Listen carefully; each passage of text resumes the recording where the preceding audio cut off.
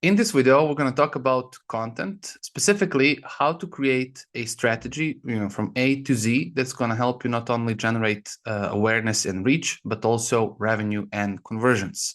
So the key question here becomes is how do we play out this content game right without really skipping a beat and paying attention to all the necessary details in order to have success? And before we start, just want to give you a quick overview of my G14 classification to talk about this subject. I was a first employee and the former head of growth at Lemlist. Together, we went from 12K to 13.5 million in ARR in about 4 years. I also worked as a growth consultant both for Heyreach and AI Hello. Heyreach is now doing 2 million in ARR. We started when they were around 15K MRR, and with AI Hello, together we 2x growth rate, and I helped the founder and his team reach profitability and enter scale phase. And obviously, I'm doing this as a director of my own a solopreneur agency, and I managed to take my agency to a 6-digit revenue in 1 year. And why does this matter? Because all of these companies are primarily inbound and content driven. So it was thanks to content and content distribution, more importantly, that these results were we were able to achieve these type of results. And this is the approach when it comes to content, not only creation but also distribution, that I kind of play with and fine-tuned over the years. And I wanted to give you all of this in a video that's going to go under 20-25 minutes, hopefully. So what's the plan for today? First, we're going to talk about how to do a content research, a really in-depth content research, then turning these findings into an execution game plan, and finally building structure that's going to help you actually execute and move fast. So I'm going to take a random company and try to create a content game plan for them. So Meet's super simple. It's a reporting tool that gives you reports and insights that are really unique and made effortlessly. They also have some cool AI on top of it that allows you to kind of communicate with the tool and extract some of the data points.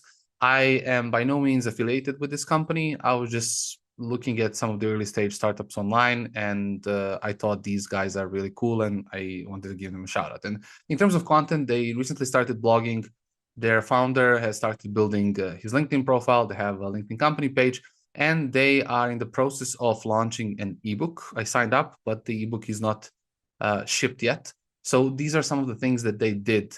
When we talk about research, I think the first thing, no matter the stage where the startup is at, I like to look at, especially now dealing with multiple clients as an agency person, I like to look at revenue and growth reports. Specifically, what's the company doing right now that's bringing results? Or what have they tried and that didn't succeed, and what were the reasons? And I like to see what was the impact of content in all of this. And so even if you're only looking, for example, to do SEO and blog content, it's still useful to look at content initiatives on other channels. That's going to give you some really good insights. And so this is the first thing that I like to do when I'm doing a content research. Then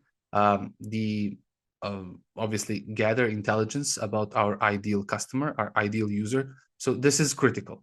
This is where it all starts. And number one thing is understanding who they are, their pain points, because I'm going to take those pain points and convert them into content topics later on. And I like to look at how do they fix these pain points today versus how they can fix once we give them our solution. So what they consume online, where they spend the most time, what are their high or low preferences, and what's the content that can benefit not only prospects, but users. And so with that style, I can create content that not only attracts new users and leads, but also the same content can be used to onboard users to our platform, move them from free trial to paid, and retain them in the long run. Next, I like to gather customer success and sales intelligence. And so I have a client that used a tool called Syncly, which is a very smooth tool because you can upload, for example, all your customer success tickets, and then their AI smart model will reveal the reasons behind negative user experience and give you a proper report. And so I'm really curious to see what are some of the typical questions or challenges or problems that the users are having, or maybe prospects, even if I can segment these based on different ICPs. And it's the same thing, for example, with the sales calls. If they're using any note taker, I can upload these notes from the sales call and then see what kind of questions they ask, where they spend most time, and get some really interesting insights for my content. So this is also key because marketing, sales, and customer success, they kind of form this triangle where they really need to work together. Then I like to look at the competitor landscape, and the key thing here is to understand what are some of the direct and indirect competitors we're facing, what are the advantages they have over us, and what are advantages that we have over them. And so how can we use content to communicate that? And also when it comes to indirect competitors, if I'm in the job searching market or hiring space, which is really popular, you have websites like Forbes, for example, ranking on Google, and I don't want to be competing with Forbes, especially if I'm a new website with low domain authority. So I like to take a look at these things as well. Audit their Google Analytics, Search Console, and social profiles. Basically, take a look at how the content is performing if they've done content already. And so to give you an example, in Google Search Console, I can take a look at, for example, for their critical keywords, if they have super high impressions but low clicks. This then means that I don't necessarily have to create new content. I have to update existing content and I'll be able to rank faster. So I like to take a look at all of their efforts, whether it's like blogs, social profiles, whatever, take a full picture, understand what type of content they've been shipping, and also see if I can get some attribution numbers, how that content was able to generate both awareness, signups, conversions, and revenue. Check the word on the street, obviously, like reviews, communities, Reddit, word of mouth power, like everything, and just see the sentiment online overall, and check each channel's potential. This means that in every situation you have limited resources, limited people in terms of how many people you have in your team, and also limited time. And so I have to prioritize some channels over the other. And finally, I want to map out distribution opportunities. If a client or the team that you're working for, they have a website and a blog with a lot of traffic, you have something to work with. And so you have an existing internal distribution network. And so updating content, optimizing call to actions, and these types of things can bring some short-term ROI for you. For example, on the flip side, if they don't have any distribution network, but they're looking to generate some results in short run, then I have to look at borrowing, so external distribution network. Once I complete that, I have done a deep content research, and I can now start converting these findings, these insights, into actual content plan. And so obviously, since I don't know the team from Super Simple, I'm gonna take some hypotheticals and hypotheses in this video just for the sake of purposes. And so let's imagine that the research has shown us that the ideal ICP for Super Simple are SaaS businesses. And so one of the first categories that I'm going to look at is going to be the one where I can do proper product placement. And so SaaS reports, in particular, this is an example from the Ahrefs blog. How do they do product placements? So when it comes to this product placement, I want to take pain points and I want to explain to people in a relatable fashion so they get that I get the pain. And even better if I went through it myself and I can tell a story. How did I go from analyzing churn like this to analyzing churn like that? And so I walk them through the pains, I show them the solution, give them evidence in the process, and I don't make it salesy. It's like a story of going from X to Y. Imagine that we've discovered in our analysis that competitor articles and a lot of articles on this subject, they don't really go into depth. Like, for example, what to do if the churn trend is like this, and then give a few examples that people can learn practically for SaaS businesses. And so that could be another content differentiation for us, combined with everything I just said. So this would be the first category of content that I would need. Second one, that are a little bit more viral, that's going to get us a little bit more awareness, is like SaaS growth stories. And so effectively, I would build kind of like that book that Severus Snape has in Harry Potter sixth part, which is I would analyze most popular, but also all kinds of SaaS businesses and their growth stories. How did they go from X to Y and what did they do? And I would make, again, like if I would be speaking about, for example, how did company X went from 20% churn to 5% churn, I could make super simple churn reports a part of the story. Even though maybe company X wasn't using Super Simple to begin with, but I can still make them a part of it. So imagine if the company X was using Super Simple, I give a report, explain, and so it looks nice. And so when it comes to now product placement, what's really interesting to me is I would like to have a lot of free tools and an interactive demo. And so what I mean by that, with interactive demo, I want to have an account with data packaged in so that whenever I'm creating something and I need to take a screenshot, I need to do a video, I need to explain how does this report work, with the interactive demo, it's going to make it easy for me to do this. And it has to be obviously realistic. And then with free tools, it would be interesting to see, depending on the pricing model, depending on free things can we create. Like, for example, if we have an article about user acquisition report, we can be like, hey, steal this, use this acquisition report for free. They click, they create a free account, and they have some, insights that are really, really cool and bring them value. And some additional insights are kind of locked. Then evergreen content. I am like, this is an example from the founder of Apply that, he did this 3 months ago. It was like a LinkedIn post where he kind of like locked 15 cold email experts in a room and then, compiled this ebook of packed with advices or whatever. And so this type of evergreen content, like for example, 69 things you should never do to eliminate churn and 8 that you should.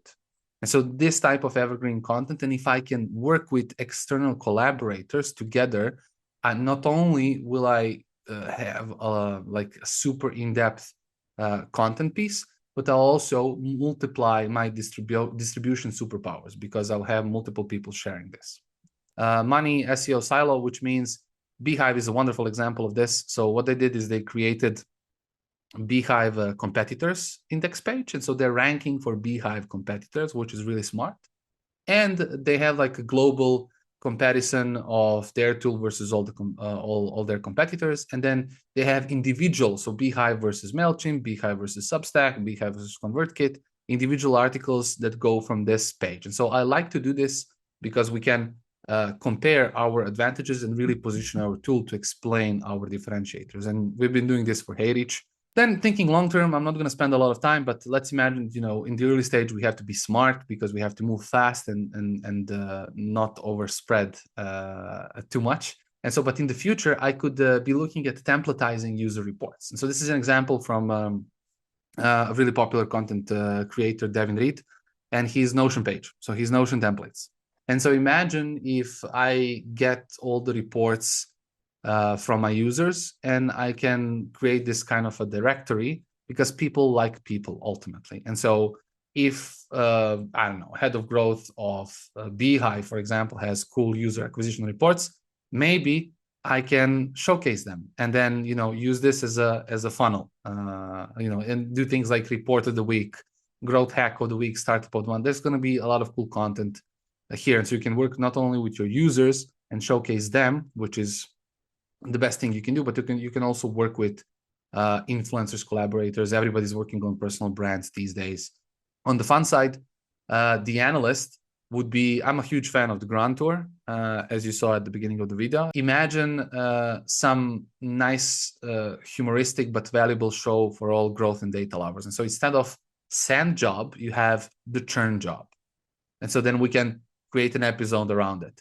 AI versus human, who's better at data? Our CTO woke up as CMO and had to create these reports. So we can be doing a lot of cool things as a media company that are not only valuable, but they're also very entertaining, and which again generates a lot of awareness, for us. And we can combine tactical videos that generate qualified leads and a little bit broader videos that generate masses and more attention. When it comes to, like, let's say content channels and then prioritizing all of this. And so in phase one, because I would probably have limited resources and everything, I would start shipping authority, building in user success posts on LinkedIn, maybe 5 to 10 articles backed with evidence that have top product placement. I would focus on external distribution because we don't have a lot of internal one, and I would create a money silo. And so this would look like, for example, from Kyle Poyar, where he shared about Canva cancellation flow, a post you can see that went crazy viral. And so we can use these types of things to analyze how different companies solved churn and kind of make our product as part of the story. We can showcase our user success stories, for example, on LinkedIn, or maybe speak about building in public, like Tyler Denk is doing with Beehive. But we can also flip the narrative. So it doesn't have to be only us. It can be different users, different companies, and kind of analyzing their growth journeys and redistributing them on LinkedIn. When it comes to using external distribution, for example, I could go to a tool like SparkToro, and you can see like here, use these words in their bio, B2B head of revenue. And so I could get some insights around this audience. But not only that, like I would expand that search and maybe go to listen notes to understand podcasts, talk to people in communities, search a little bit on my own, just to understand what are the places where I need to distribute my content to. And so, for example, let's imagine that I discovered I have to go to Churn FM podcast. That's about obviously retention and churn, and get featured as a guest there potentially. Maybe I discovered in a LinkedIn account that has 20K followers, sharing tips on user acquisition. And so maybe we can collaborate together. Maybe I sponsor Kyle Poyar's newsletter. It's like a paid initiative, or I go to, I don't know, like Saster blog that I could like push my content for free because I know we share the same passion, and I would imagine they would be cool if I created a really, really, really good article. They would be open to distribute it. And I can also discover that it's important to comment on other people's posts. It's a good strategy, especially for X and LinkedIn social platforms. And maybe I discovered that there are certain communities where I need to have the same strategy as if I was building my LinkedIn profile. So there's like a lot of other channels that you can leverage as well. And you can see even crazy ones like guerrilla billboards. Like imagine you live in a like neighborhood that's packed with co-working spaces, a lot of startups and everything. And so maybe doing like a cool billboard, like scan this to get the ultimate churn report. Like even things like that can potentially work. And then in phase 2, I can be like, hey, I can start a newsletter, or I can convert best performing content from phase 1 on YouTube. I can start building stuff on X, and I can expand my blog efforts and do even more because now I have more people, more resources and everything. And so the newsletter can be like this. I can get subscribers from, tool acquisition. So anybody who signs up for the tool itself, or anything like a free lead gen magnet that I created, everybody goes to my newsletter. I promote it on the website. Like I feature all my newsletters and all the content. And I can also use LinkedIn hooks because I built a little bit of a LinkedIn profile in phase 1. Now I can do a post like Adina where I would say, hey, tomorrow I'm going to analyze how company X went from here to here, blah, blah, blah. Sign up to, get full insight. And then I start building authority through a newsletter. And the cool thing about newsletters is that, it's your audience completely. Like it's a channel that you own, and nothing can ever happen to change that. There's no algorithm or whatever the case may be. I can do a video like this, like watch me do this, like watch me decrease churn at my company from here to here. And then I can do something like that. I can convert SaaS growth stories into videos and be like how company X went from here to here, and kind of break everything down. And I can also make relatable, like from experiencing huge pain with this to being pain-free. And so I kind of do even relatable videos here. So that would be potentially a YouTube content opportunity.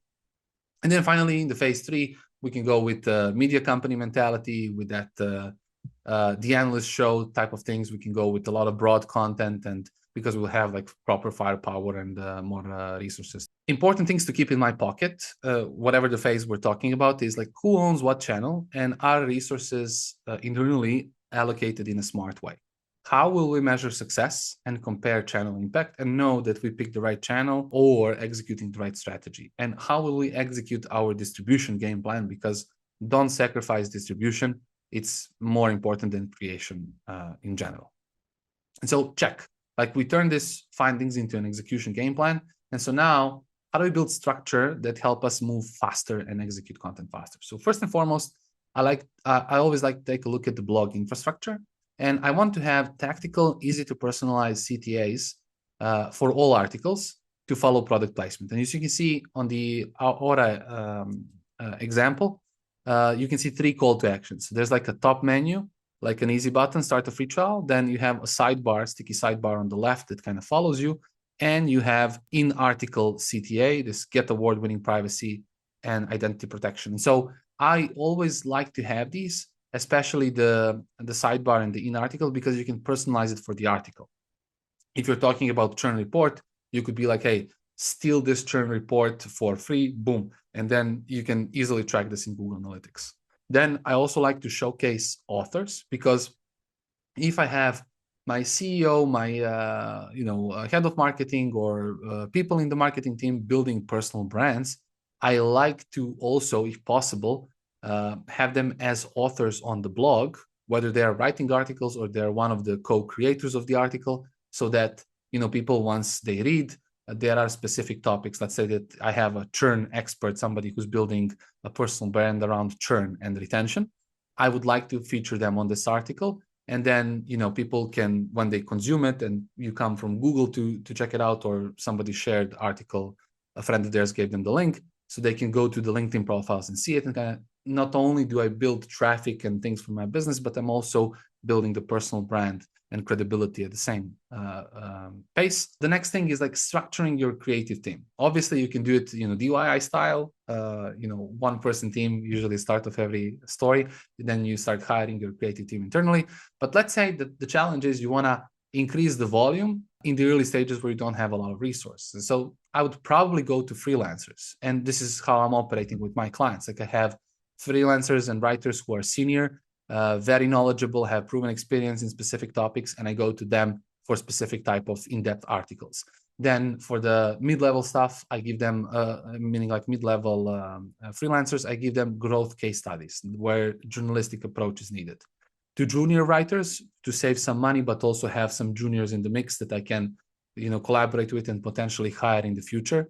I give them reviews of competitor articles and the money SEO silo. If I don't know how to build YouTube, maybe I bring an agency who is crushing YouTube for their clients, and I work with them to 3 to 6 months, so they help me have a head start. If I'm not comfortable in front of the camera, maybe I can work with creators, and so I don't have to pay anybody like a full-time salary and make sure that they have work every single day. But whenever I need something, I just go to a freelancer. And so this is how you can kind of scale volume in an affordable way. And finally, like tracking ROI, fire up Google Analytics, set some custom funnels for signups from the blog, like what CTA is working and how people are coming in the funnel. If you have like a banner on the website where you're taking people to a webinar or to download the lead magnet, you can also track that.